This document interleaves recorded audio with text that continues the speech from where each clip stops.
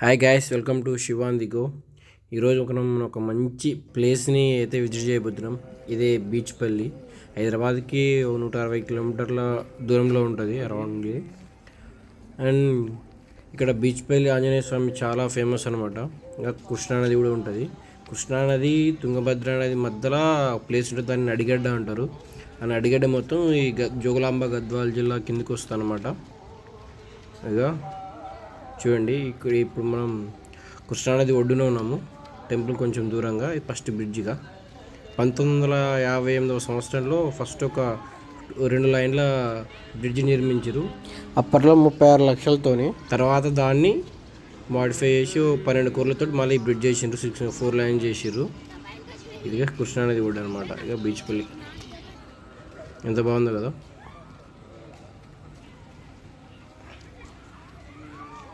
చూడండి, ఇది జూరాల నుంచి వాటర్ వస్తుంది. ఇక్కడ నుంచి శ్రీశైలానికి వెళ్తాయి అనమాట, అల్లంపూరి మీదుగా పడి. ఇక్కడ ఎన్నో సీరియల్ షూటింగ్లు, సినిమా షూటింగ్లు జరిగినాయి అన్నమాట.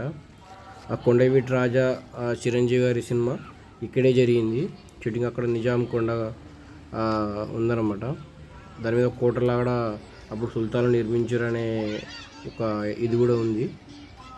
చూడండి, బ్రిడ్జి అయితే సూపర్ ఉంటుంది. దాని నుంచి లాకి ఈ టెంపుల్ని చూస్తూ వెళ్తుంటే మాత్రం మామూలుగా ఉండదు వ్యూ.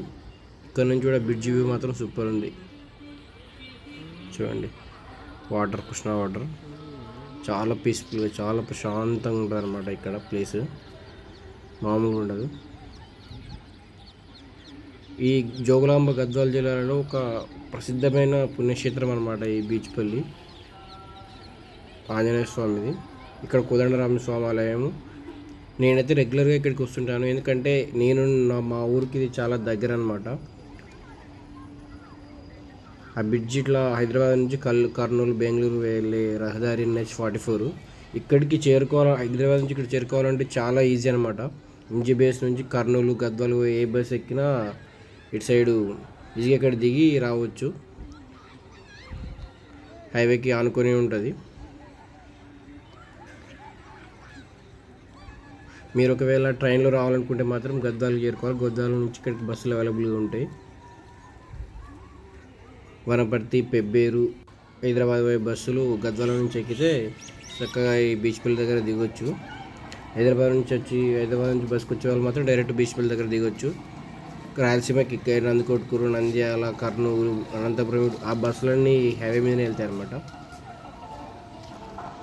చూడండి, ఇది రాములవారి గుడి కొంచెం బేట అనమాట. చాలా బాగుంది కదా, ప్రశాంతంగా. ఇక్కడ ప్రతి సమ్మర్లో జాతర జరుగుతుంది అనమాట. అండ్ 12 సంవత్సరాలకు ఒకసారి పుష్కరాలు కూడా జరుగుతాయి. అప్పుడు లక్షలాది మంది వచ్చి ఇక్కడ స్నానం ఆచరిస్తారు. ఈ ప్లేస్కి మంచి హిస్టరీ కూడా ఉందన్నమాట.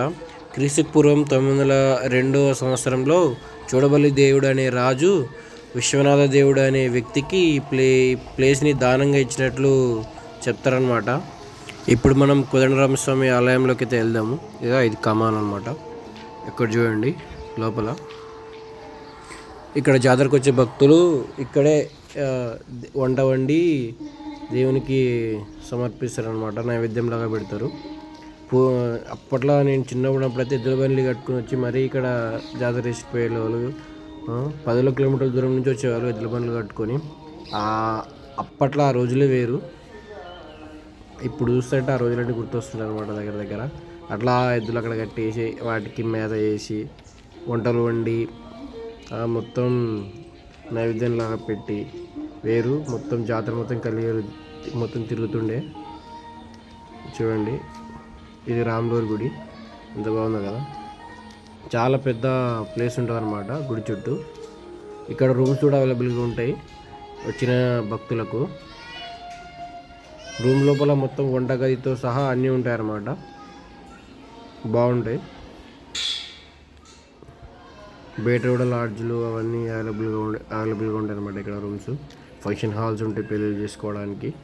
చాలా మంచి ప్లేస్ అనమాట. జోగులాంబ గద్వాల జిల్లాలో మాత్రం ఇది ఒక వండర్ఫుల్ ప్లేస్. వీకెండ్ టైంలో అలా బయటికి రావడానికి మాత్రం ఇది సూపర్ ప్లేస్ అనమాట. చూడండి, ఇప్పుడైతే నిన్న వచ్చిన టైం మీద జాతర టైం కాదు. జాతర అయిపోయిన తర్వాత వచ్చేసిన అనమాట. ఇది ఆంజనేయ స్వామి దేవాలయం బీచ్పల్లిలో ముఖ్యమైన దేవాలయం అన్నమాట. చూడండి, గుడి లోపలికి అయితే వెళ్తున్నాం మనం.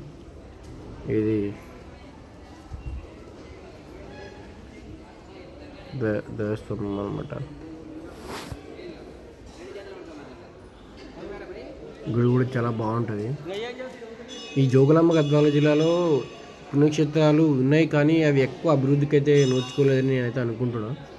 మరి ఎందుకో మన రాజకీయ వ్యవస్థ వలన, మన రాజకీయ నాయకుల వలన తెలియదు, కానీ ఎక్కువ అభివృద్ధికి అయితే నోచుకోలేదు. ఎంతో పవర్ఫుల్ టెంపుల్స్ ఇవన్నీ, కానీ ఇంత తక్కువ ఆదరణతో అయితే ఉన్నాయని.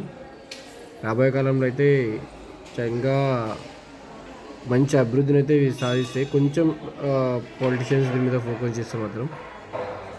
చూడండి, ఇదే ఎంట్రన్స్ ఎగ్జిట్. ఇక నేషనల్ హైవే ముందర ఉందన్నమాట, అటు నుంచి వెహికల్స్ వెళ్తున్నాయి. ఇది ఇవాళ వీడియో. మళ్ళీ నెక్స్ట్ వీడియోతో మళ్ళీ కలుద్దాం. బాయ్.